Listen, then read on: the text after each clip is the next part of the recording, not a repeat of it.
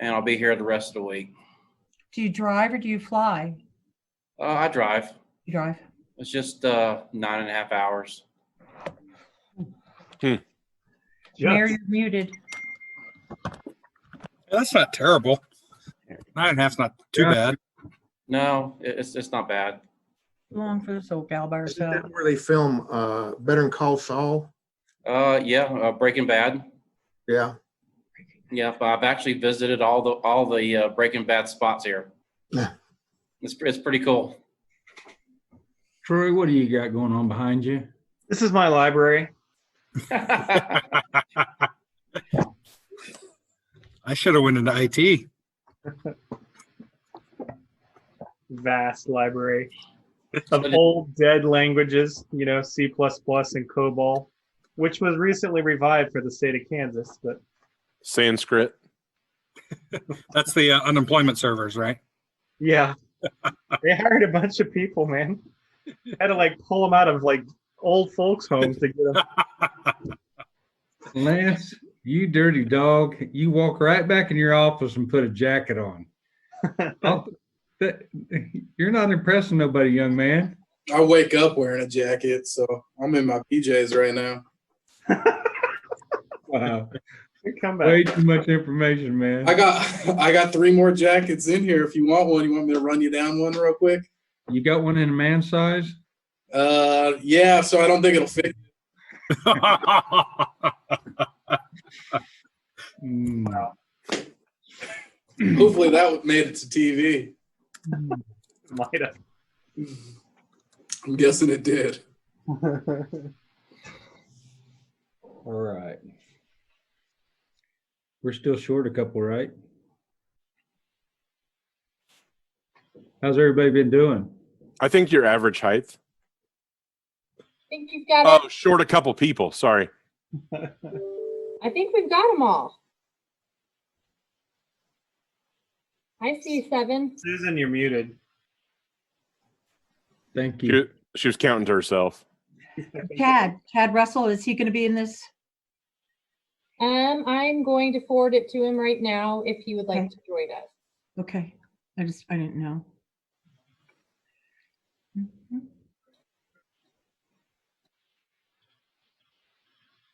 Hey, Shelby, how are you? I'm good. How are you guys? Good, thank you.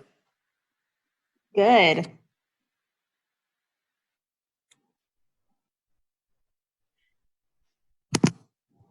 Mike, you look like you're in a detention center. Yeah. Hotel conference room.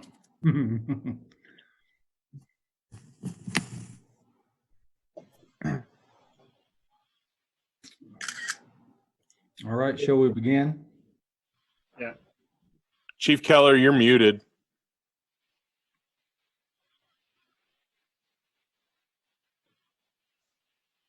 Chief, you're muted. I'm sorry. Did you have a question? No, I just saw your lips moving, so I was letting you know you were muted. I'm multitasking. Thank you. Oh, my bad. You do understand he's the chief of police, don't you, Homer? Yes, never mind. All right. Just trying to help somebody out, you know. All right. Shall we have a call to order? So moved. Second. All in favor? Aye. Aye. Hi. And Chief Russell is going to be joining us here in a couple seconds. We don't need a motion to open the meeting. The mayor just opens the meeting. Cool. So I'm not going to record your motion. Sorry. That's why I'm telling you that. Mr. All right. Mayor, We were just practicing. Good job, Troy. would you like me to start talking about the business relief program, Mr. Mayor? I would. Thank you. You bet. So Lance had just started working on the annual Andover Business Road Improvement Grant that we do. I think this would be our, I believe, 3rd, maybe 4th year of that grant. And we budget $15,000, and the idea is to give up to 3 businesses a grant, and it was for exterior improvement with the intention of improving the aesthetics of Andover Road. We've gotten no one to show any interest in it this year, not surprisingly, because it is a match dollar for dollar grant, and improving the outside of your business is, quite frankly, probably the last thing on your mind if you own a business right now. So what staff would like to do is repurpose this as a COVID relief program, make it super simple, much like the SBA has done with their applications, in which you really just tell us who you are, what your business is, and in your words, what's going on in your business, what impact you're feeling. We've got $15,000, so I really have no idea who's going to apply on this. We could get a deluge and have 50 applicants, in which we would have to do a first application, first received type situation. Because you obviously don't want to limit it to too much less than $500 per award, or you're really not doing anything for anybody. But $500 to $1,000 would help pay for a month or two's of utilities. Not going to save a business if it's, it's not going to make or break the deal, but it would be something we can do that's in our budget to help our local businesses right now. And the thought would be, if you are all on board with this plan, then we will send out postcards first thing Wednesday morning. We'll have you actually authorize the process tomorrow night. And then it'll just be a quick 2-week turnaround so that we can begin getting that money into business owners' pockets here in 2 to 3 weeks. Any questions for either Lance or myself on the work that's been done thus far in our intentions? Hey, Jenny, I do have a question. A couple meetings ago, you said we don't keep track of businesses in town because we don't have a business license. Correct. So who are we gonna pick to send this to? You want to cover that, Lance, on the GIS piece? Yeah, I can. So Butler County assigns each parcel within the city a classification code, basically how it's used. So I actually went through all of the different parcels in the city this afternoon and pulled out everything based on that code that we would send a postcard to. And it's 138 addresses. So we'll send that postcard out to each one of those that either have a commercial or an industrial code as assigned by the county. Jenny, what's our criteria for approving whoever submits an application? So that's where and this is where maybe you guys would have input and have a disagreement with staff, but really, if you say you have a hardship, then we're going to consider you a qualified applicant for the money. I think where we would really have to start analyzing, weighing if someone gets an award and someone doesn't, would be if we do get like 50 applications or something like that, in which case we are asking, as you can see in your packet, how many full-time employees, how many part-time employees, and then for that that statement of hardship.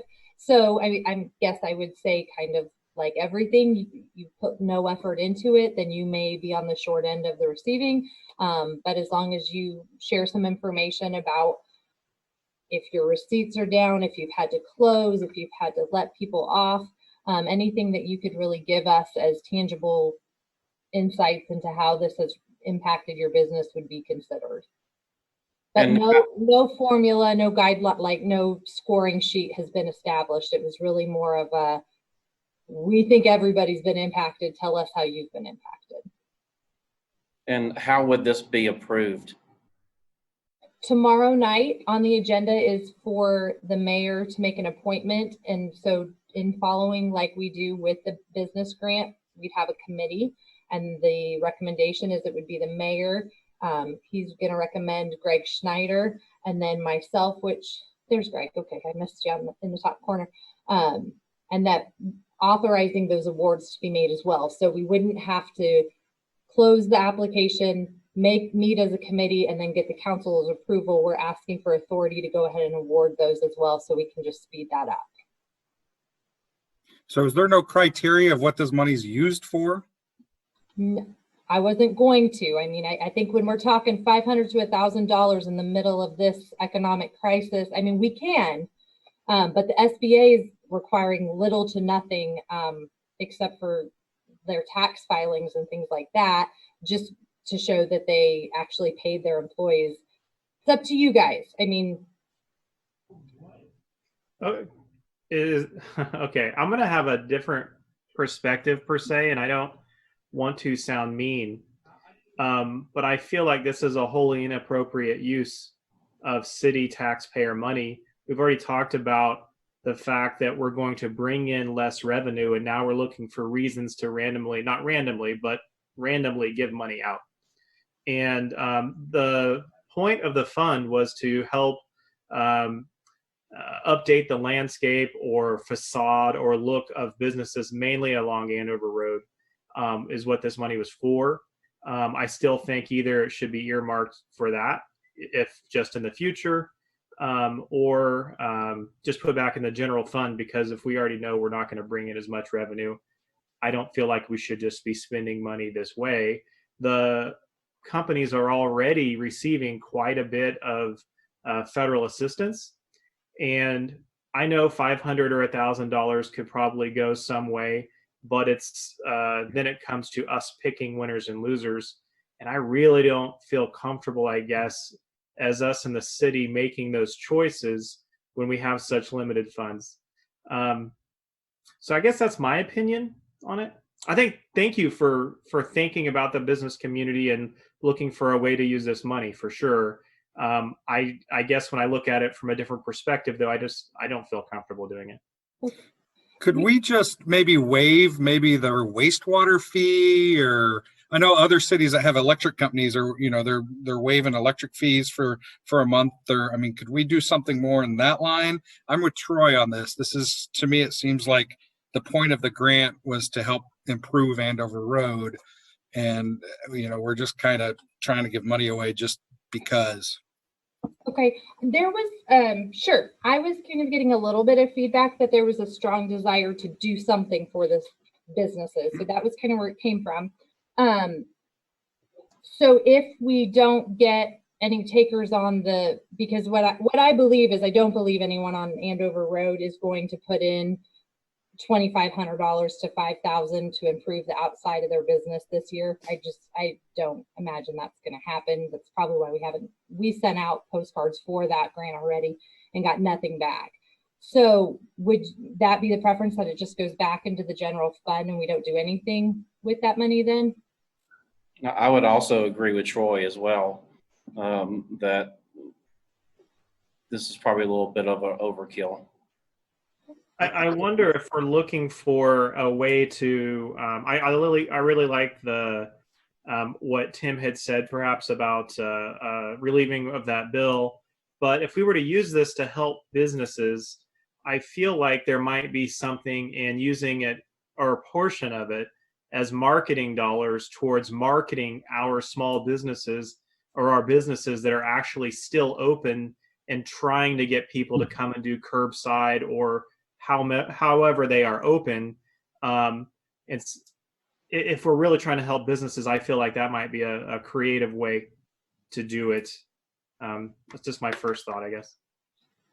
So you're suggesting we would engage in purchasing advertising on behalf of the businesses, or we would give it away as a grant for them to advertise themselves? That's a good question. I guess my initial thought would be, we somehow have a list somewhere on our website or whatever of businesses that are open and what they're doing in order to try to stay open. And then we market that through our Facebook, because that seems to be where most people are getting their information. You can honestly pay for $100 worth of Facebook ads and get a pretty darn good payback over the course of a month. And if we spent $500 or something towards that, that would be easy. Or spend nothing, actually, because there's a lot of people that are already following the city of Andover. And I would assume most people that are interested in what's going on in Andover might already be a member. I don't know. I'm just throwing out thoughts, I guess. Anybody else, please? I think just delay it till next year. Just delay it. Just one thing to think about, and I have no trouble with the things that have been said, but we have already picked winners and losers because some businesses got to stay open and some people had to close their doors altogether. I don't have this problem, but many of you need haircuts. So you can't get one because your barber is closed. So we picked winners and losers. Just that's one thing. But I don't disagree with the other stuff. I just want to point out that while a handful of stores in this city have had record profits in the midst of this, others have had to close their doors completely. So it's just a thought.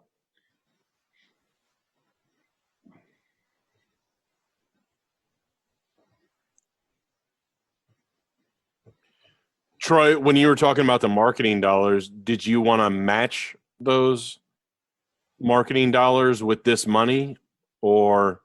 I wasn't even thinking about that. I wasn't thinking about a business themselves doing some marketing and then we paying for their marketing or matching their marketing dollars. I was really imagining us as a city having a staff person work on, again, maybe updating one of the city's web pages or creating a new web page that has a list of the businesses that are open and what they're doing, and try to help drive traffic to all of them that are still trying to make it right now, and let people in Andover know what's going on. That's really what I was thinking. I wasn't really thinking about paying for them to do their own marketing. The only thing about that is I would anticipate, and this gets into our next conversation, that all businesses will be open on Monday. So I just don't know how that direction changes. Is it just promoting local businesses generically, or because point, I don't think they're all going to be open on Monday like you think they are, Jenny. Just because somebody says, "Oh, look, we're going to rescind the stay-at-home order." I don't know if you've been talking with a lot of businesses or have even listened to. I know you've listened to what's going on with the Johnson County deal. I think you're the one that sent that out. I've been talking to Sedgwick and Butler counties. Sure, but have you talked to the actual businesses? Because most of them that I've spoken with or have heard come on and speak at all these different meetings, none of them want to just open their doors. All of them are looking at either not opening for a little while longer or completely modifying how it is that they do business. But to your point, yeah, if they do swing the doors open on Monday or on whatever day, then maybe you're right. Maybe this is a moot point on the marketing because it wouldn't be relevant. There is a company in Wichita that will come in and put and it's not expensive as one would think, but they will put basically a little kiosk type deal like you would find on the table at one of the bigger restaurants, so you pay right there. But anyway, these little boxes you can put it on your counter, and your customer can say, "I'm happy with this, I'm happy with that." And then at the end of it, it asks you, "Would you like to put this on your response on Google?" And it's very, very effective in getting your name out. That's one thing I've noticed in this, and one of my favorite eateries here in town does not do well at advertising. And the reputation of the establishment before was not good, and now it's superior, and not a lot of people know it. And these things are not, like I say, it's not a pocketbook breaker by any stretch of the imagination. So maybe that's something like that we can think about, just to get the name, to get our businesses out there in the public eye. But that's just another thought too. Or we can do nothing,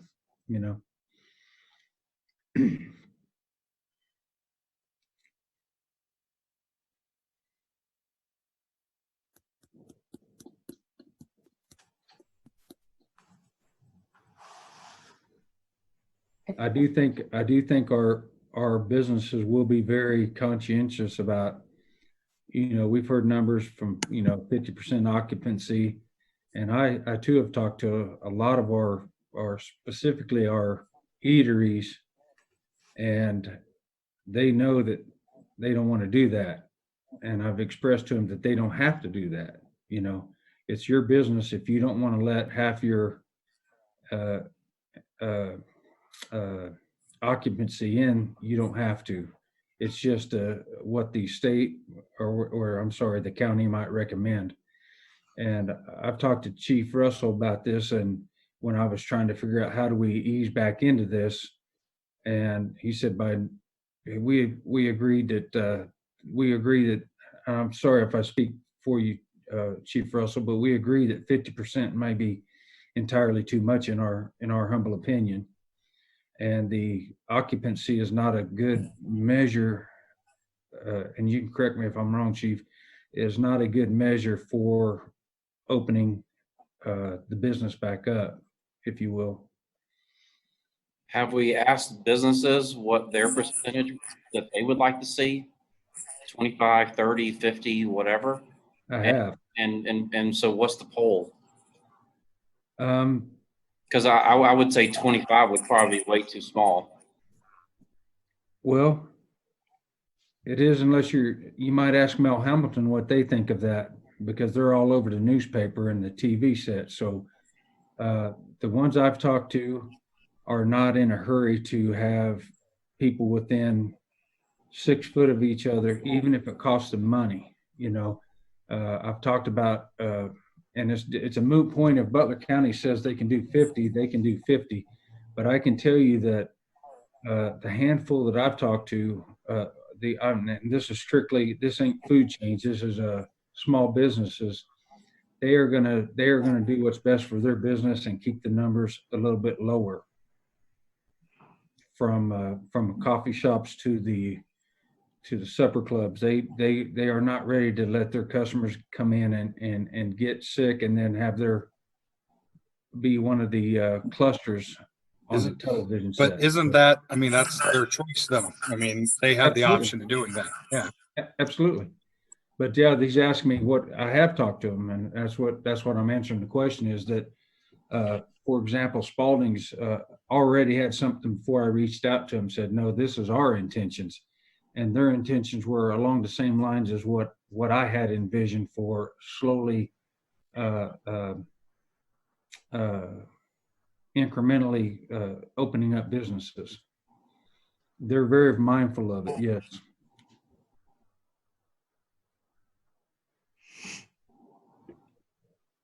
So I think I'm hearing to pull the business grant from tomorrow night's agenda. Is there any, I'm not hearing a true consensus on how to spend the 15,000, or if we just leave it, or if we spend half of it, or I wanted to I had a couple of questions about it. I think Go ahead, Shelby Holmes. also was trying to. I talked over Shelby. Sorry, Shelby. That's okay. I think I'm probably in the minority, which is fine. Just to put it out there, I don't actually have a problem with the reallocation, and it's because of something that you just said, Jenny. It just seems like we're just kind of saying, I guess if there was something specifically we were really concerned that we weren't going to have the funds for, or that we were going to have a shortage for, I would most likely have a different opinion. But as you said, it does kind of sound like we're just saying, let's squirrel it away for a rainy day, which I don't think is necessarily a bad idea. But I guess I also don't, I don't see a problem with reallocating it in this specific instance for, $500 to $1,000 for a business that may help them out. I know my husband's business, which is in El Dorado, not in Andover, they applied for one of those SBA loans and the funds ran out, even though that they were approved for it. So I think that there could be a lot of businesses that aren't actually able to get to the finish line with some of the federal aid. So I don't necessarily have a problem with it. And I just thought that I should put that out there before we completely table it. I can tell you that the local barbershop has not made a penny, and they are not eligible for unemployment. So just a thought. Hairdressers are the same. And Lance, what did you say the number was as far as licenses or categories? There's 138 pieces of property the county has classified as either commercial or industrial or office, a non-residential use. So 138 addresses.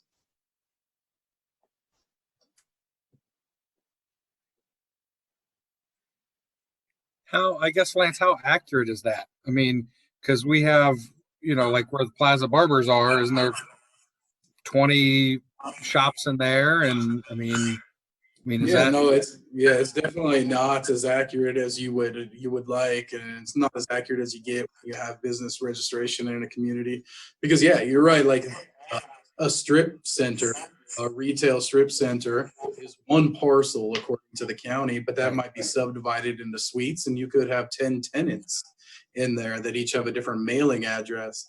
But there's no way of really necessarily pulling all that out. So 138 is the closest I could give you, I guess. So a place like Metro Grill would not get one. It would be the landlord or the first person who owns that strip center.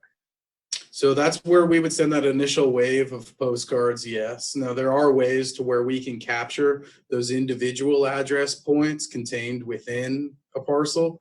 We can do, and that number is going to obviously drive way up. But generally, that first poll of 138 was people who own those parcels, correct? Wouldn't our Chamber of Commerce have that info? For chamber members, but not. I mean, even if they're not a chamber member, shouldn't the chamber have that information? I don't think, Jenny, you can correct me if I'm wrong, but I don't think the chamber has that information for non-members. They do not. I can tell you for a fact. The other thing that we would do is put this on the web and on Facebook. And so, I mean, I think that the word would and could get out to those who may not get that first postcard. So the postcard would just be one layer of marketing to try to get the word out. We would certainly rely on the chamber to help get the word out too. And so certainly everyone that is their members would, I'm sure, get emails about it. And then a lot of non-members, I think, check the chamber website as well, because they have put a lot of business resources out on their website.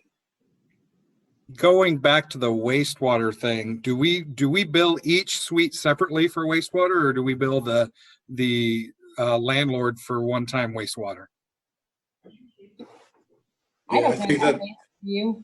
Yeah, I think it varies, depending on the owner. So there are some where we'll I mean, could we pull some addresses off of that? For mailing purposes. Yeah, for mailing purposes. Yes. Yeah, we can cross-reference and we can combine what's available from a GIS perspective and what's available from a billing perspective. We can come up with a list that way. I personally feel, I'm going to share this thought. I do agree with what Shelby has said. I believe this is a use for the money. I feel that, to me, we need to kind of just put this money aside for next year. But I am also like the idea of waiving the sewage waste fees for businesses, for April, May, or May, June, or whatever we have. To support every business that we have, not just, the first $15,000 that we can use. Even if the strip mall pays all that sewage bill, the strip malls have taken a hit too, because I know that the businesses that aren't open, that are in the strip malls, their lease is being forgiven until they open their doors. So it would even though I'm not crazy about the idea of giving it to releasing a strip mall from their obligations, they are doing their part to some extent to relieve the businesses so that they can open back up.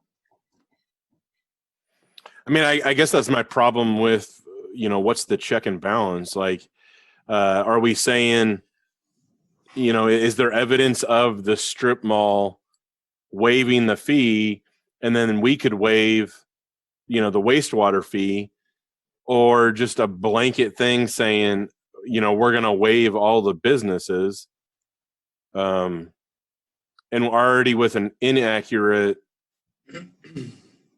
list of businesses. I just don't know how that's And feasible. Did we have the Andover improvement last year? Matching dollars? Yep, yep. Did it get used last year? It did, yes. We made 4 awards last year. I do believe one did not, and I'm having trouble right now remembering which one, but I'm feeling like one, I recall now, one did not follow through with their project, but I think we ended up still awarding close to the $15,000. It was a small award that didn't use. It was a little computer shop that didn't follow through. And then is that something that this is for all year, or we only had it open for? It's just typically open in March. And so I'll give you the examples of the ones that did use it. Last year, Rusted Rooster used theirs for their landscaping that they did. Andover State Bank put up a digital sign in their marquee sign instead of just a static one.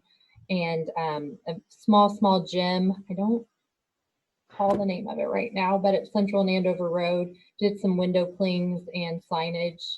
So that was last year's awards. The year before, Andover Family Dentistry did some signage at their expanded office up on North Andover Road.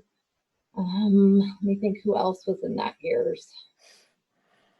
Janice Trammell did painting of the entire plaza, I think 2 years ago. And I'm having a little bit of a brain fade the year. No, that's fine. I mean, that's fine. Okay. So we can look into the waiving of the fees.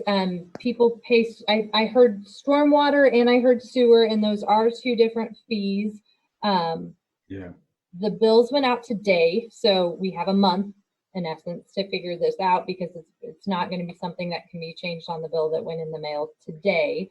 So it would be a little bit more of like a yay, a perk that I don't have to pay this next, so it'd be due in May.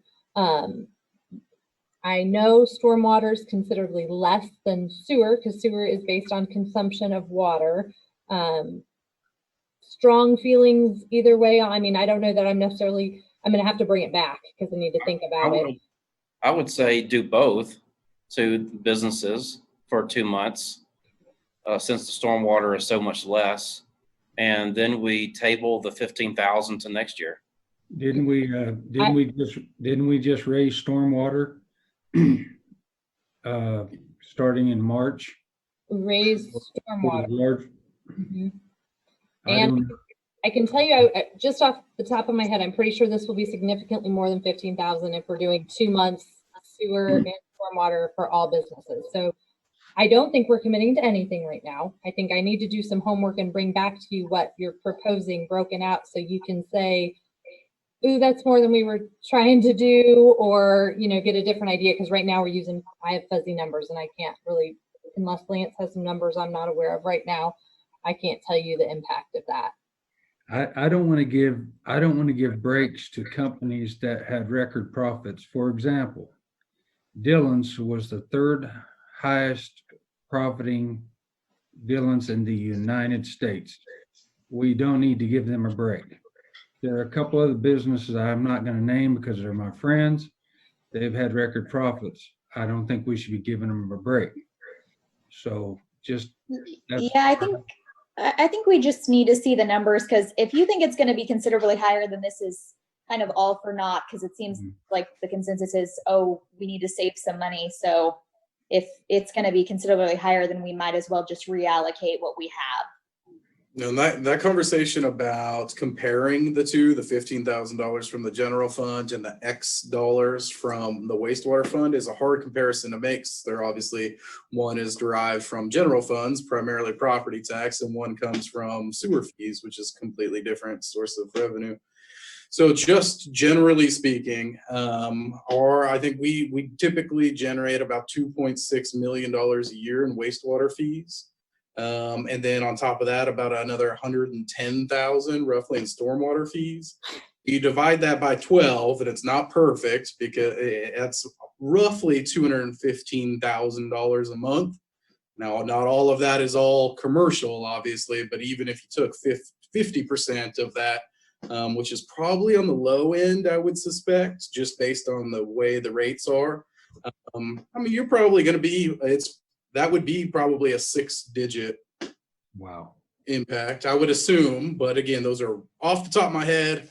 With preparation, we can get you those exact numbers. So I would suggest, if that's what you guys are thinking about, we could put together more or less a kind of a fiscal impact of what that would look like and present it to you again. I guess as far as this meeting and when Tim brought it up and when I did the math in my head or really on my iPhone, I took that 15,000, I divided your 138 roughly, businesses, and I got about $100. Yeah. So, But you also have to remember that is just the parcels. That doesn't include, if we're talking about businesses that need money, I mean, the barber shops, the restaurants, the nail salons, all that stuff. I mean, you're talking more than 136 places. But this is also an application process as well. So not all of these businesses may be trying to take advantage of that. So I think I wouldn't expect that we're going to get 140 businesses looking for some of this money. Well, I wouldn't have expected the Los Angeles Lakers to apply for the small business loan either that the government gave out. But Harvard, who has a $43 billion trust. Yeah. I mean, Hey, we're going down a wormhole here. Let's Right. No, I mean, how about if we regardless. how's this for a thought? It's for beautification. So being as we, under the circumstances, no business is going to want to match whatever, $7,000 to do whatever, because they're not going to have the $7,000. Why don't we maybe think about using the monies to beautification of our park or something for everybody, to where we can, I don't know, just putting it out there. It's just your thought, or we can put it back into our pocket, however y'all want to do it. But that's just another thought. We could, that's $15,000 we can spend on a park or on a whatever. new splash pad. Or a splash pad. Swing sets.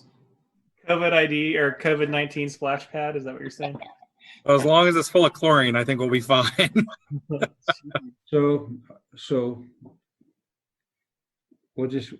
do we have to decide tomorrow night, Jenny? No, I would say what I'm hearing is we're just holding on this. And I mean, I'm not getting a lot of support for the idea, which is totally fine.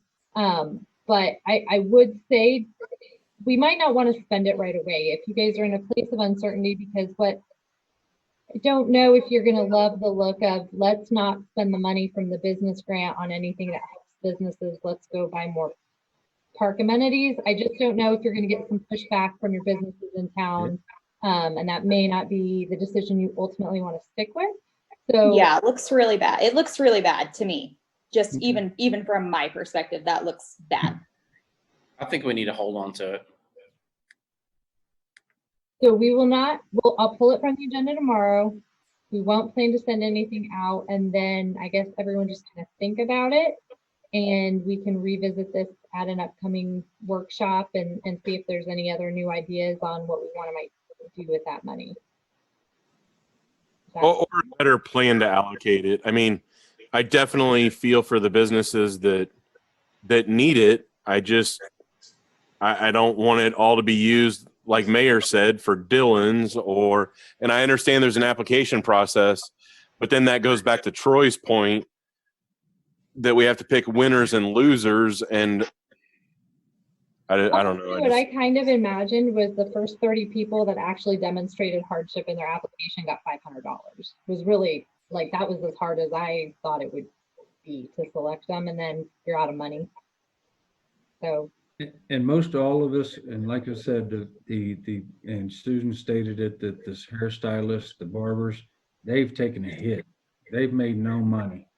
And of course, I don't donate to them. Obviously, that's one business that I don't visit, is the barbershop. But many of us do. Chief Keller probably didn't do the barbershop either. But they could use help. So it's just, let's think about it and see if we can't. They could use a hand, and it's not a handout. It's something that that we've already, like I said, we've already picked winners and losers. We got to pick who stayed open and who didn't stay open, you know. So let's think about it a little bit, and maybe we'll have a different opinion of it, because I'm not even sure that the barber shops and the I don't know what you call them, salons, I'm not sure that they're not going to have trouble opening when everybody else does. I think they might get some. I've talked to state representatives, county commissioners, and without me prompting them, hairstylists was one thing they did not want to open back up, or they wanted to regulate how they open back up. You go to the bar, but darned if you go to a hairstylist because of the proximity. Dentists are as well are experiencing a lot of pushback because of the nature of their job, because they're right in your grill every time when they work on you. So I think there is a need for it. Let's just take a breath and see if we don't see what happens with those folks. Is that cool?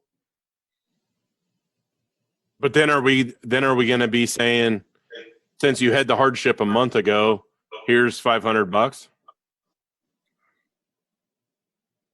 I mean, I feel like if we're going to do it, now would be the time to do it, not a month from now. But yeah, that was the reason we put this. I mean, that was really the motivation for super easy application, because the point is what even at the national level we're hearing is that the money needs to flow, and the money needs to flow now, because in 3 months they might be closed and it doesn't matter anymore.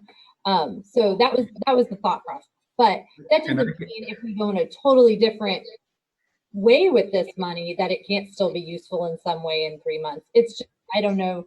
I would agree that maybe the grants of $500 may not be helpful in 3 months, but something else, some other marketing or some thing could be helpful. Okay. I think I know I'm the one that kind of went sideways with that whole discussion. But thinking about and listening to what everyone's saying too, I guess if we were to look at trying to help businesses that are impacted for real, then maybe 15,000 isn't the right number if we're really going to try to make a difference and not just some kind of a pittance of a difference to a few people. So maybe if we think that we have 200 businesses in Andover and we look at $500 each, I think that's $100,000. I think I did the math right. Maybe that's more what, if we're going to really try to do something, maybe that's more like what we're looking at, not just a few that we, again, pick winners and losers. And Ronnie, I hear you about picking winners and losers, but it wasn't Andover that picked those winners and losers. I agree. Yeah. And I don't want to be Andover picking those winners and losers. So I'm 100% with you. I'm so with you. I just wanted to throw that out there as a thought. I don't know what anybody else thinks, but Yeah, I think 500 is too low. I mean, I think the number's got to be higher, but you know, where are we going to get the money from too? You know, we're going to take it from something and to give it, you know, or shut something down or not have something, or you know, that's a good point. And Mike, I don't have as good a command as the different buckets of money as Ben Lawrence did when he was here. And I don't know if Ronnie does yet. I'm sure he will as he goes through things. No. But it seemed like anytime we looked at $100,000 or $200,000 or even $400,000 that we need to pull from somewhere for a project, it was there. And I'm not saying we have that. I see Jenny's like face like I'm not saying that we have that now, but certainly there are things that have come off the books that we were paying on that gives us a little bit more cushion here or there. But then if we go that route, it goes all the way back to what I had said at the beginning, was that we already foresee a shortfall of revenue. So, I mean, I don't know. It's like a tough. Yeah. Yeah, I feel like I heard you talk out about both sides of your mouth, so now I'm going to talk out of both sides of mine and say I wanted to do something, but I wasn't going to commit you to anything you weren't budgeted for a business purpose. So the idea of adding a 0 on to that number does start to make me hyperventilate a little bit. We'll talk in the May workshop in more details about where your revenues are all coming in, because that'll give us another couple weeks to get some of those revenues in. And a lot of it has been like best guesses at this point, because we haven't seen the receipts from the second half of property taxes, which are due on May 10th. And that's going to tell a big story, because property tax revenue is 54% of your general fund. So it's going to be really important to see. They've told us 15% will likely be delinquent. We don't believe that, but we don't know how many will be delinquent. We're told that about 40% of Kansans own their homes outright, which would mean 60% of people pay through escrowed accounts, which would mean that tax should come in regardless. But we're not entirely certain if that's the exact same demographic for Andover. We don't have that information for Andover proper. So there's a lot of question marks. So yeah, I would probably not advocate for that. You will direct me and I will look for the money, but that wouldn't be my recommendation. One of the things that I guess I doubt, and y'all can slap me down, but I doubt we have any concerts this year at all. Even if we go back to opening up businesses, there's still social distancing is a thing that is suggested until a vaccine or the appropriate, what's the term they use, therapeutics are created. And if that's the case, then they were talking about certain business, and I say they, I was listening to Johnson County for about 2.5 hours, which my nose bled a lot. And then I listened to Sedgwick County as well for about 1.5 hours. Listened to Kelly, although I never could get in this Friday, so that was weird. But pretty much everyone's under the consensus that things like indoor basketball tournaments and indoor concert places like Intrust Bank Arena and stuff, there's a very high chance they will never open again, even if they find a cure for various reasons. So I'm just throwing that out there that that's being talked about. So I'll pull it back a little bit and say, I'll bet we don't have any concerts this year. And how much did we make or lose last year on the concerts would be my next question. On average, we always lose around 50,000 a piece. So I'll pull up some numbers to see what it actually was. I too, Troy, would guess that is where we're going to end. We have not made that decision officially, but I know I sat in on all of the health directors of the 8-county area, and what they were going to recommend to Sedgwick County, and they were hoping all the neighboring counties would mirror, was to ban all mass gatherings of over 250 people for the remainder of 2020. And so if that gets followed, I alerted Katie this weekend that, that would mean no concerts. And we can talk about the fact that it's outdoor, but I guess I would say I have a lot of hesitation that the city would sponsor a large event if the recommendations out there are not to do that. Just because, do you want to be the Andover Cap Fed Amphitheater had an event with 400 people that got sick? That's a decision that, that's risk reward we'd have to decide. So I can look into how the budget.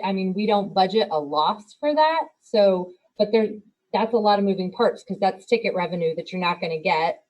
So, but you're not going to have the expenses too. So I probably can't give you a great answer while we're here on this call right now, but I can pull some of the numbers apart and look at, a lot of that sponsorship money, if you take out the ticket revenue, and obviously we wouldn't ask sponsors to give money for this purpose. So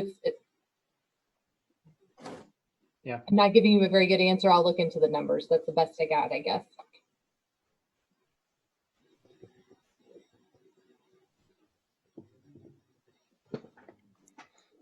Could we put maybe a clause in there, or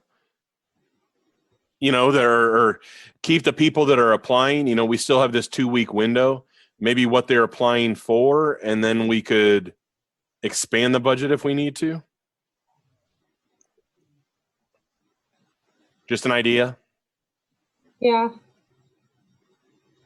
I mean, because I really think it needs to be more, not less. At the same time, I don't want to necessarily pick and choose. Oh, you know, Shelby's Meatpacking, you know, they get it, but then I can't do, you know, the coffee. You know, it's just, I don't really want it to come down to Andover staff, council, whatever it is, to decide who gets it, as opposed to, you know, you need help, you've got a valid reason. Here you go. Oh, not because you were number one in sales between all the national stores. No, I mean, definitely, I think we need to have maybe criteria nailed in place, but I'm definitely for helping out the community and helping out the city. So I'm definitely a pro rules and guidelines person by nature, but I will say in this COVID experience where it seems like self-policing is like the wave of the 2020, I don't know that I think that many businesses that are having banner years would apply for a $500 grant. Maybe I'm being Pollyanna and believing too much of people, but I don't see Dylan's applying for a $500 grant when they. Yeah, I would agree. I would agree with that.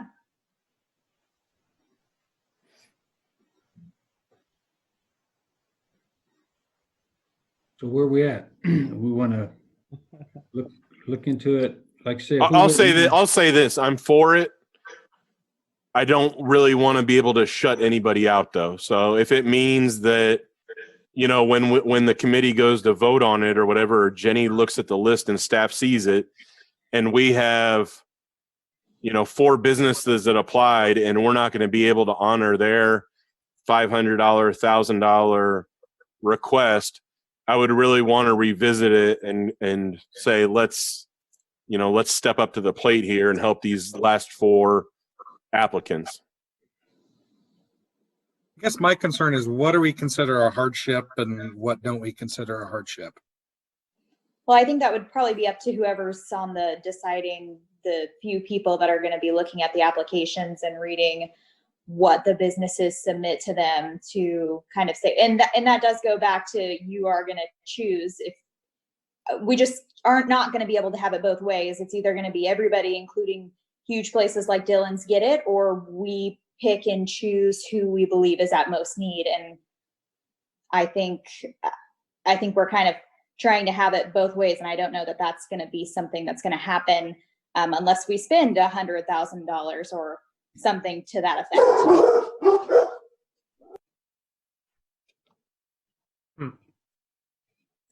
I guess I wonder if we have 100 businesses apply and 4 of them have made money this year, like Dillon's maybe and a couple others. I don't mind giving them the money. They're still in our city. They're still working. They're still employing people. If we had 50 of them, that I might think differently, but I don't really think we have that many. And going to what Jenny had mentioned earlier of thinking that they probably wouldn't apply anyway. I don't know. I almost feel like it doesn't matter who you are. If you're here and you're a business that I mean, we've dinged Dillon's like 10 times on this meeting, but holy crap, do you know what they've done for our city? A tremendous amount in a lot of different ways. So I don't think anybody's saying they don't do a lot for the city, but I think we're kind of sending mixed messages to our city workers when we start the conversation saying we want to save money, and now everybody is getting something. So that's what I would say. Yeah, I get your point. And there might come a situation where we ask well, never mind. Yes, let's just, I don't think we're going to come up with anything this evening. I just, we're all over the place. And, man, we've all pitched in some form or fashion, you know, and we've all lost in some form or fashion. I've spent a lot more money and I don't mean this braggadociously, it's just us, but I've spent a lot more money than I normally would supporting our local businesses in these times.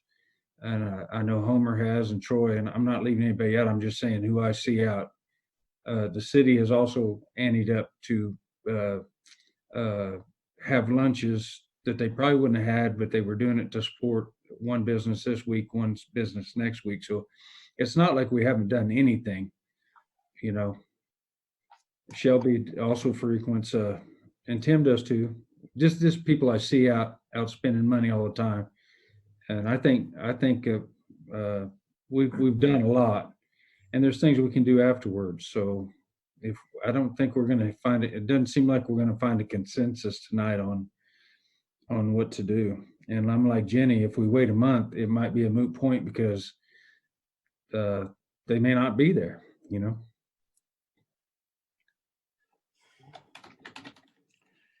I wouldn't, by the way, I wasn't banging on Dillon's. I was simply saying that they haven't lost money, and the point of the grant is to help people who are struggling to keep the doors open. Nathan Elmore at Andover Rental is a friend of mine, and he's done well in this time of crisis. And friend or no friend, I wouldn't hand him money out of my pocket because I felt sorry for him in these times. So, and that's what we're asking the citizens to do is can we use your money to give to these businesses to keep them here? So that was my point. Not that I have anything against Dillon's at all. I mean, but I didn't want to name other businesses because they're my friends, but that's what I'm saying. Nathan has done very well while others have made no money or even lost money. So yeah, I get it. Totally agree. I guess that goes back to my initial point of using the taxpayer money in order to do this. I guess I again don't feel comfortable that that's the right choice. Okay.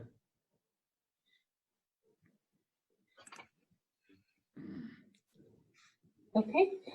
We somewhat started on the next item already, but just to be clear then, I'm going to take the grant off tomorrow night's agenda. Everybody is comfortable with that?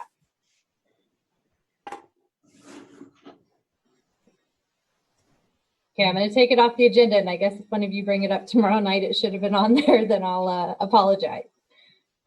Reopening the community, Mayor and I have talked a lot. I put it in my memo, but I want to be sure that it's clear because we've had some circumstances change, and I want to be clear that you understand kind of where our authority as a city is versus where the county is. So back in March, Butler County was not interested, didn't have the political will. I don't know what words you want to use there, but they weren't interested in doing a stay-at-home order at the point in time that Sedgwick County was indicating they were going to move in that direction. To be honest, I think we were all maybe a little surprised when the state swept in and just decided it for everybody. So in my opinion, they weren't really even on our radar at the last meeting in March when you all adopted an ordinance to give you the authority to create health orders on a recommendation from your health board. We were more just thinking if nothing's done locally, we'd like to be able to mirror what Sedgwick County did should they put that in place. Things have changed. I've talked multiple times to the Butler County administrator, and it does appear that Butler County will put an order in place of some kind related to the reopening of the community this week. I've told senior staff today this is going to be the longest, shortest, most frustrating week of the pandemic so far because we are supposed to get guidelines from the governor Thursday afternoon for a Monday reopening, which gives local leaders, law enforcement, and everyone else a lot of time to digest what that guidance is and how to implement that when the other order ends after Sunday. So what I believe is going to happen is that Butler County is going to present tomorrow a plan to their commissioners, and that they are going to get general support or things that they are opposed to, get that feedback. And then Jamie Downs, as the health director and health officer for the county, has the authority to sign that into effect on Friday. So they're going to get the feedback at the commission meeting Tuesday, see if the state does anything. All indications so far is the state is not going to do something statewide, but we've been wrong on that before. And then if nothing's been enacted statewide Friday, the Butler County Health Officer will enact an order for the reopening of Butler County.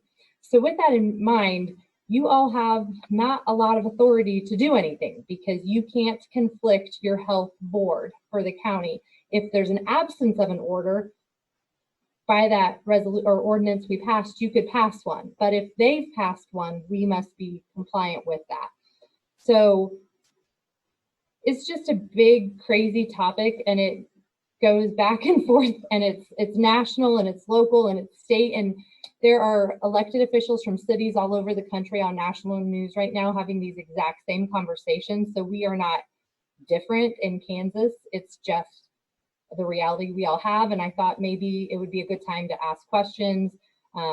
Anything I can look into for you that you have questions about, get opinions so I kind of know where you're feeling about an enforcement point of view. I'm sure Chief Keller is interested to know that as well. I'll go first. From an enforcement point of view, I think it has to be education. I don't see us as a city telling the police department or the fire department that, hey, we need to enforce these rules and, you know, this is what we're going to do with that. I just think it has to be education.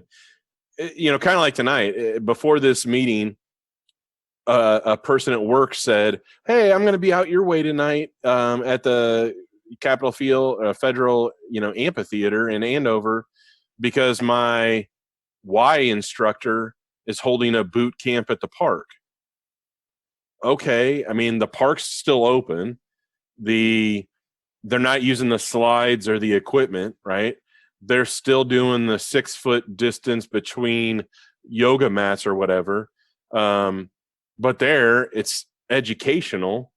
And so I don't think we would say, oh, you know, you're violating the 6 foot rule. Let's have Chief Keller send over, you know, the goon squad or whatever and have them take out the, you know, rogue fitness CrossFit program in the park.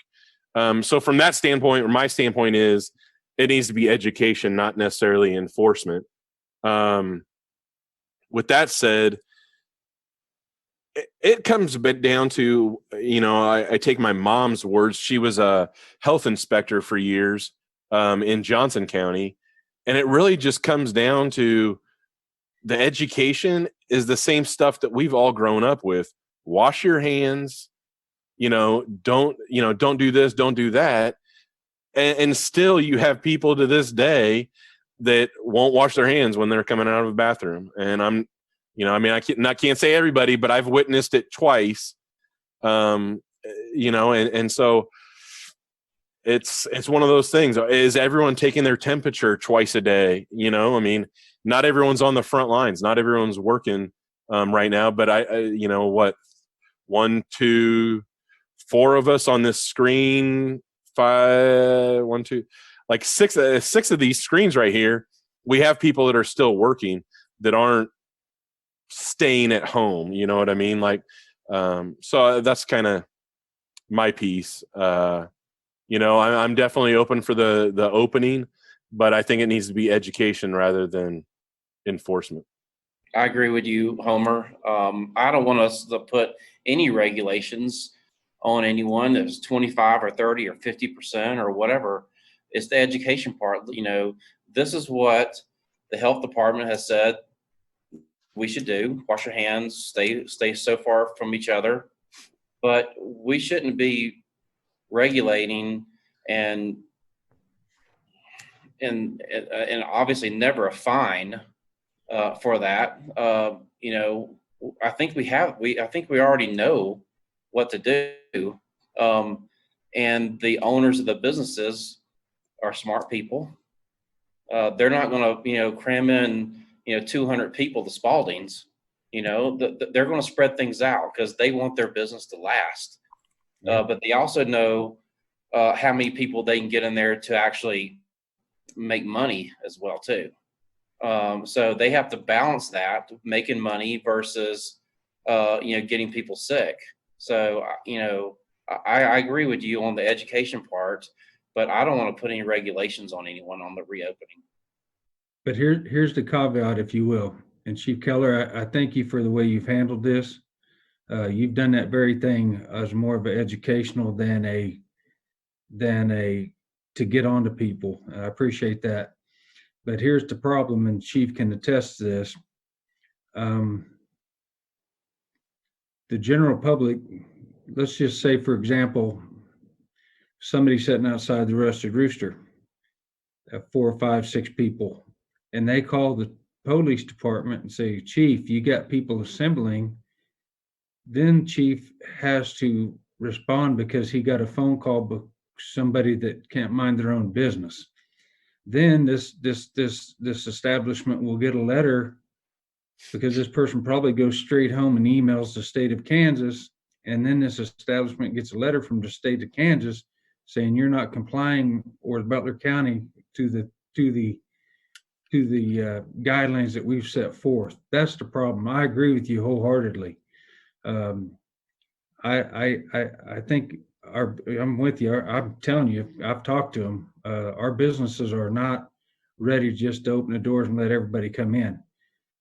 That stated, like I said, if someone calls Chief Keller and says, hey, these folks are doing it against the rules, then Chief has to go from educational to, hey, y'all can't do this,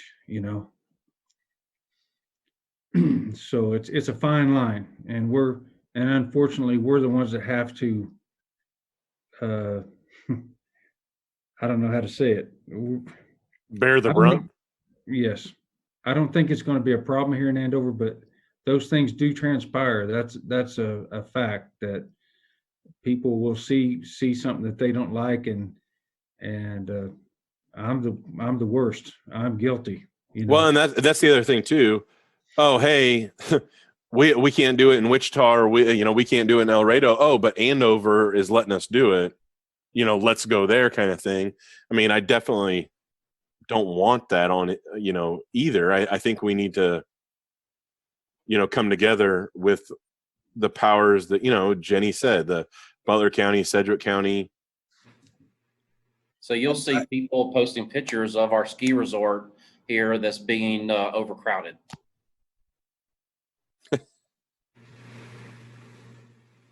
Yep. Mr. Mayor, if I could interject here. I appreciate your comments. We have done a lot of work. Our officers have done a lot of work trying to do the education, and we have yet to have to take enforcement actions on any of the businesses. However, I will let you know that we have one business that has been notified 4 times. They are a non-essential business. They have been notified in writing by the health department, and they continue to operate their business as normal. And they very well may be cited tomorrow if they continue. And kind of what Councilmember Henry was talking about, that's exactly what the complaints we received were from outside people from other places complaining, how come my business has to be closed, but you're letting this place stay open in Andover? And we have done everything we could with this business. They've been notified by the sheriff's department, they've been notified by the health department, and twice by our department, but they continue to operate. Could we have the sheriff's department handle that instead of our city handle that? Since it is a Butler County health and state health? It's not. Okay. It's a state, it's the governor's order. Okay. It's a state, and the governor put these executive order out and left the interpretation and enforcement to the local jurisdictions. Now, if we end up having, I'm hoping we don't have to. I left a voicemail with the owner of this business this evening. Have not yet heard back from them. And like I said, they've been contacted at least 4 or 5 times maybe. I'm hoping it doesn't have to, but if we do cite them, it would end up in district court in El Dorado under Butler County Attorney Darren DeVinny Okay. to do the. So if they decided to fight the citation, like a lot of people in other states are doing, we won't have to front the cost of trying to defend the citation? Well, even if we file it with municipal court, Okay. there's no other expenses. It goes through our courts, and we have a full-time, or I mean, a paid city prosecutor that would handle that side. The only time it would get to that if it ended up in a lawsuit and they fought, they appealed and stuff. That might be different. That's where I'm kind of seeing where it could go. So that's what I was asking. I guess in my opinion, things worked out the way they should. Most people are fine. You had a single business that wasn't. They were called on, and you're at the point of citing them. I mean, I don't know how else that's the way it's supposed to work, I think. Right. I concur. I mean, like I said, we went over in our enforcement, or our education and trying to pursue this. And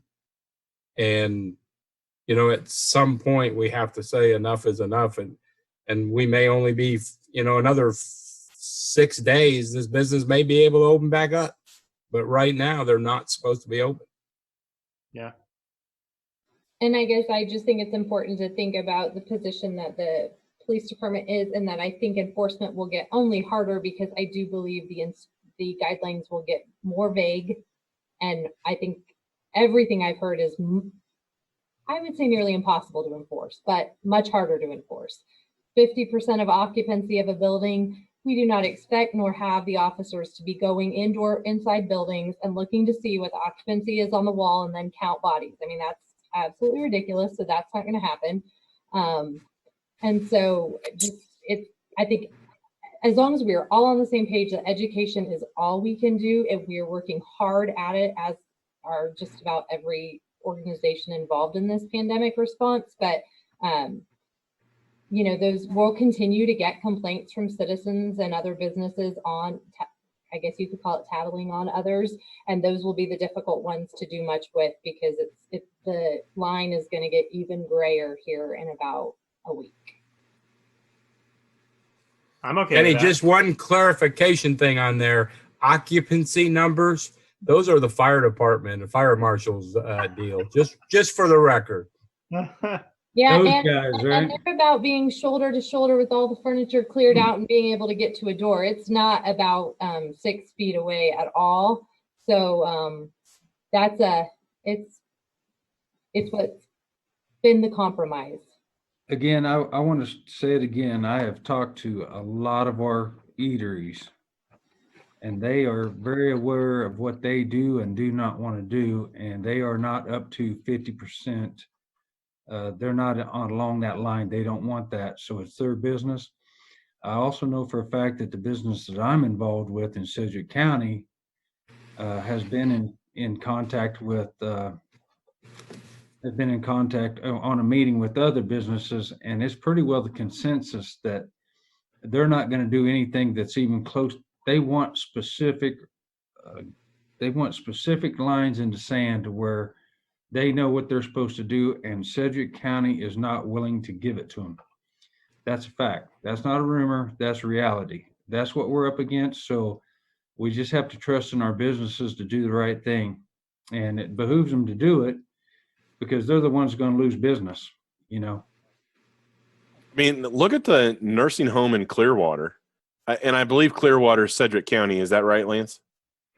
Yes, it is. They had 52 cases of the COVID at their one facility. That's a sixth of the Sedgwick County, I believe, numbers roughly. Out of that 360 cases, 52 of them or whatever were at a nursing home. So it's going to have to be an education thing. It can't. We can't go anywhere else with it other than, and like I said, statistics will work for anybody as long as you're on the right side of which one you're going to be throwing out there. So sometimes the numbers, you've got to look at it, with a grain of salt as well. Mayor, I was actually thinking about you this weekend when I saw on CNN that a South Dakota dirt track, opened up, and the mayor of that town, forgive me, I don't know what it was getting grief because he was trying to defend opening it up, and then 6 foot distance. And how did you do that? Well, it was a team, and that team's around each other, already. It's super hard to run the business and do the 6 foot distance and, still run efficiently. I was having that conversation yesterday and today, believe me, and it's a fine line.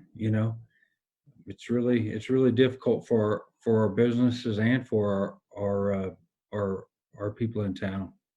And I don't want my policemen or my firemen going into a establishment that might have 30 to 50 people in it, and one of them getting sick, and in turn passing it around our other firemen and policemen. I don't want that.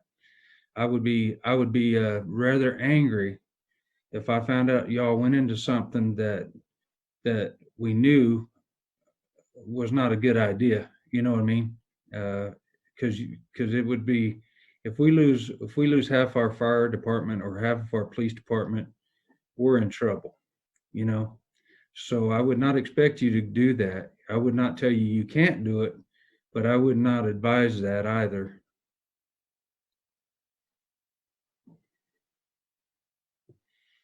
If I don't want my business to have, and we have no say in it. If Butler County says 50 half occupancy, then that's what it is.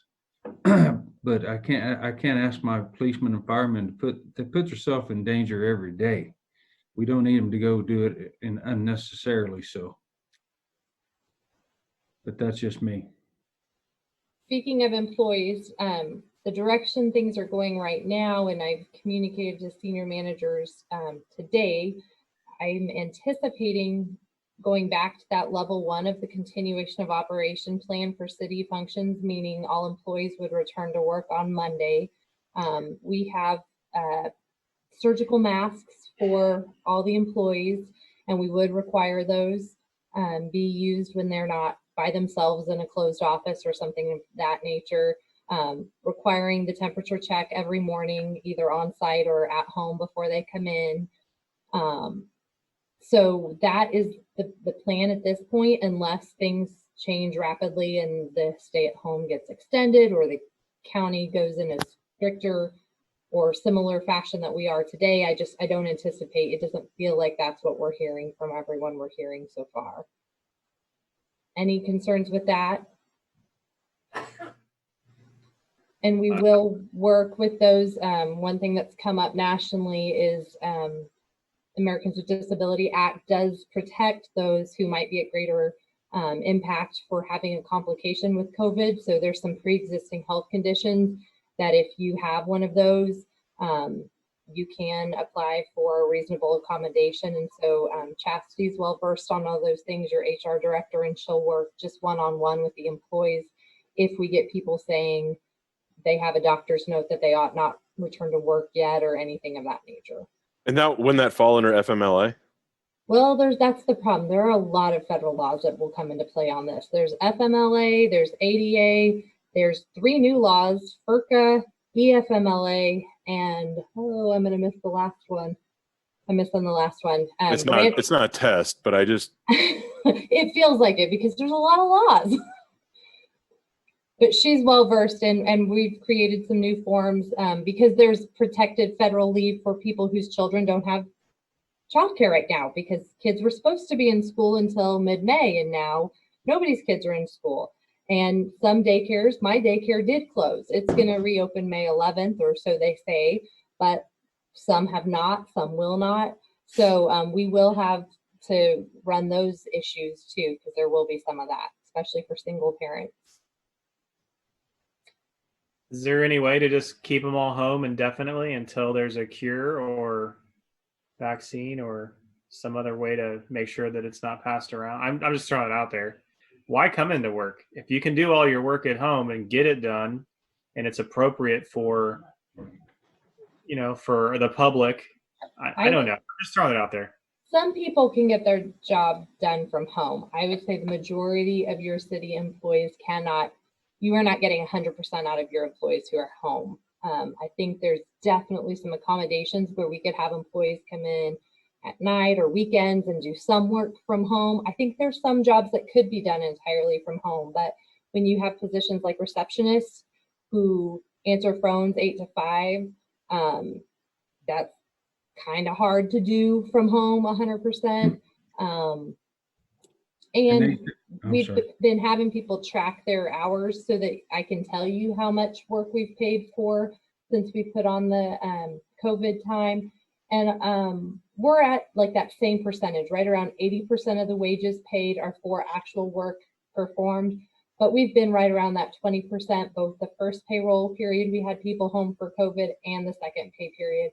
So, I mean, it's a productivity thing. The money's budgeted. So if you want to just continue to pay people to stay home, we can, but I didn't presume that was necessarily what you all were wanting to do. What about using that road money to help our employees out? Oh, that $15,000 that you're asking? Question mark. The 15,000? Yeah, I mean, because I guess, sorry that this just came up now, but when you're talking about that, and if they are having a hardship, and when we divided the money between businesses, $500 would really help an individual that is in need. And if our city employees needed it, I would like to say we helped them out. I don't know. I would say financially, they don't. I don't know what's going on in their married life, things like that. Could only imagine those situations, and they're different as many employees as we have. There's that many different situations.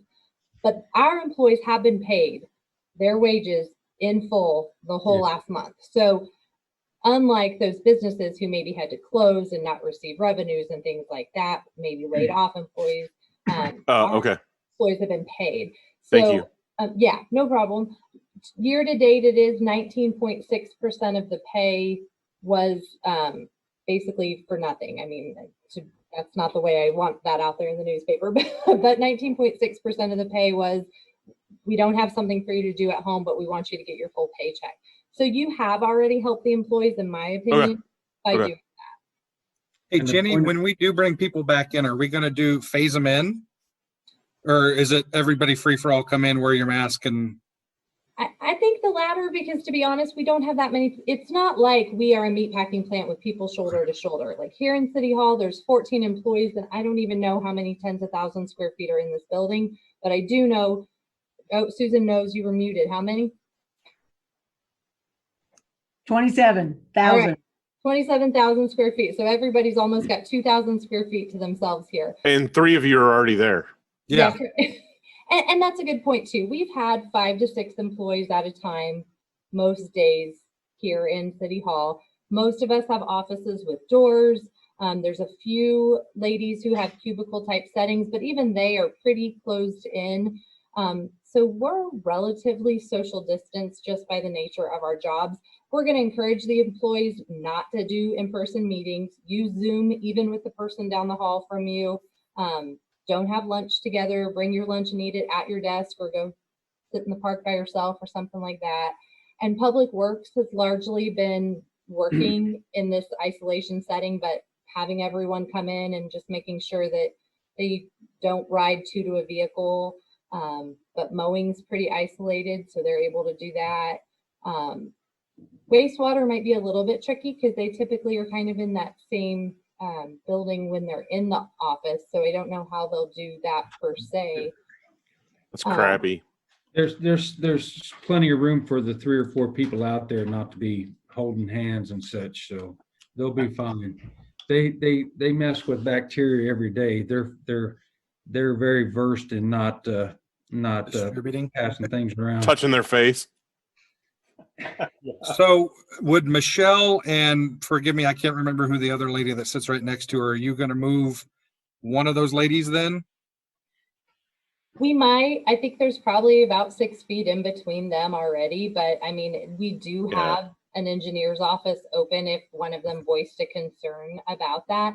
And like I said, we may have an employer too who says, I have an underlying health condition and my doctor says it's a really bad idea for me to come back to work right now with other people. And so we may have other spaces pop open.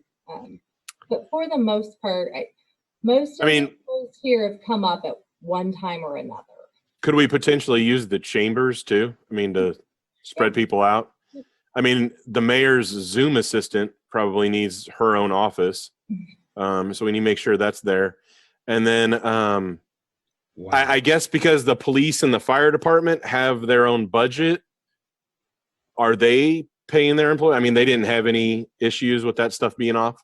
They're included in that. And in fact, I would bet they are helping drive up that percentage of, because all of their hours are hours worked. Fire especially.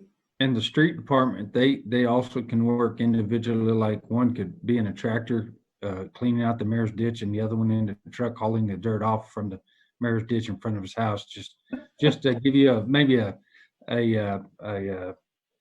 idea of what they would be doing. When they're done with the mayor's ditch, they can come over to the Councilman Barry's ditch and do that too. We don't know this Councilman Barry you speak of. Yeah. But no, our folks for the most part are spread out pretty. They're pretty sparse in their daily duties, even before this particular nuisance came upon the whole world. Shoot, 6 foot. We could get another person in Lance's office. Looks like it, at least. Maybe I don't know. I don't know. Speaking of Lance's office, at one time that was earmarked for the mayor's office. Next subject. All right, so all our city employees are taken care of. We don't need to. Okay, thank you. Yep, you bet. So I will keep you up to date of anything I hear once it becomes official. I don't, again, expect anything from the state until Thursday afternoon, and I'll let you know if the commissioners actually adopt something tomorrow or if they have the health officer sign it into effect on Friday. I'll get that to you as soon as I have it official. Homer's got his hand right by his mouth, just to note that. Is anyone on here a really good speller? Just raise your hand. Good speller? I can use spell check. Are you talking about that? So could you try to spell braggadociously for me? Because I think the mayor said that word earlier. I wanted to write it down. I wasn't sure if I spelled it. What did I say? Braggadociously? Braggadociously. Braggadociously. It's a big word. It was the O instead of the I. I think I got it. Okay. This happens to me all the time. They pick on me about my language. It's not my fault that I can speak redneck and articulately. I'm bilingual. I can't help it.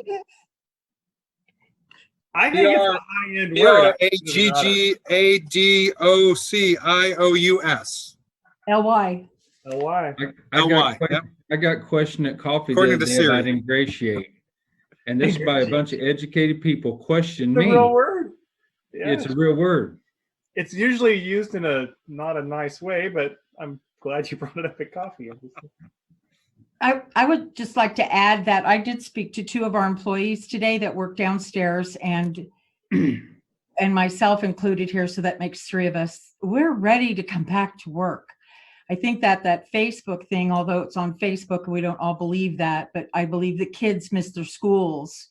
People are missing their jobs, whether they were paid or not. I mean, it's being at home. This is, you guys know, this has not been a vacation where, we've been running around having a good time and getting paid for it. We're sitting at home wishing we were here. So I'm ready for everybody to go back to work so I don't have to stand in line at Ace Hardware. Saturday, there was 3 checkers. I've been here for 30 years, 3 checkers, and I was from the checking booth to the nut aisle.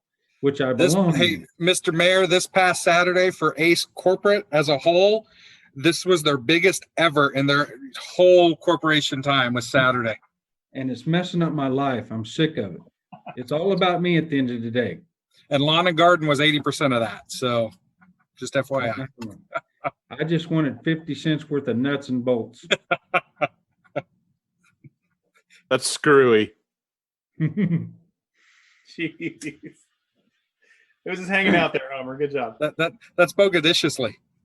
Wow. Hey, I want to thank Troy for having me over for a cold beverage the other day. 6 feet. We were 6 feet We're apart. 6 feet apart, and he wouldn't let me in the house. I'm just saying. He wouldn't let me in his house either. That's all right. Different reasoning. No, I'm just kidding. That's not because of the COVID-19. That's because we would geek out in IT for about 4 hours. My family would probably leave me. So, Hey, Jenny, what are the rules if one wanted to host a celebratory Coronas over? Let's have some Corona. What are there any rules on inviting or that kind of stuff? That's kind of what we're waiting on this week to see if the governor does say, right now it was Not that. I meant like. Oh, you mean open meetings? Yeah. Yeah, you Like can't we all have go over to his 4 house or and have more. beverages. Like, do I have to really pick between Tim and Shelby? Yeah. And Troy and the mayor? And You better pick Shelby anyway. I mean, come on, You can Homer. have one less than quorum. She's much nicer than I Three of am. you. You can have 2 parties. oh, But like see, a Friday remember, and Saturday. I just got a brand new pool put in. So if you don't pick me, I won't pick you. So Is it above ground? no. I'm just saying if the mayor was going to do one, it'd probably be above ground. Redneck. Don't you have a pool, Ronnie? Yes, I do. I thought so. Is it below ground? Is it below ground? It's below ground, and it's concrete. I'm a hillbilly. We got a concrete pond. Wasn't that the first pool in Andover? Yes, sir. Yes, sir, it was. And I'm trying to get it as a historical spot so I don't have to pay taxes.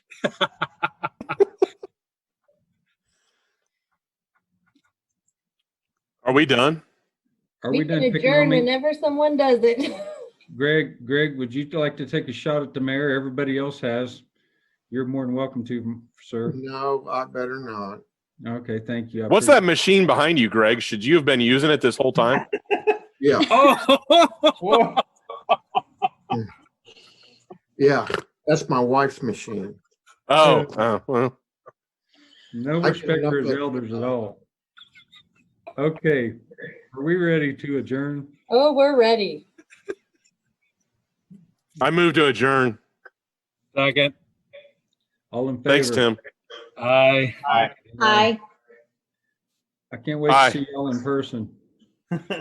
All opposed? Okay, 6-0. I'm so glad I come up here tonight for y'all to pick on me and make fun of me. And Shelby, it's not funny. It's a little funny, just a It's little. not funny. Hey, if we keep doing this, Ronnie, we're gonna have to get some powder for your head. All I see is shiny. It's Right? not funny, Shelby, and you're not 5 foot tall. This off. I You don't guys care what you say. broadcast. All right, thank y'all. Miss you. I really do. Miss you guys. Bye. See you tomorrow. Yeah. Good night.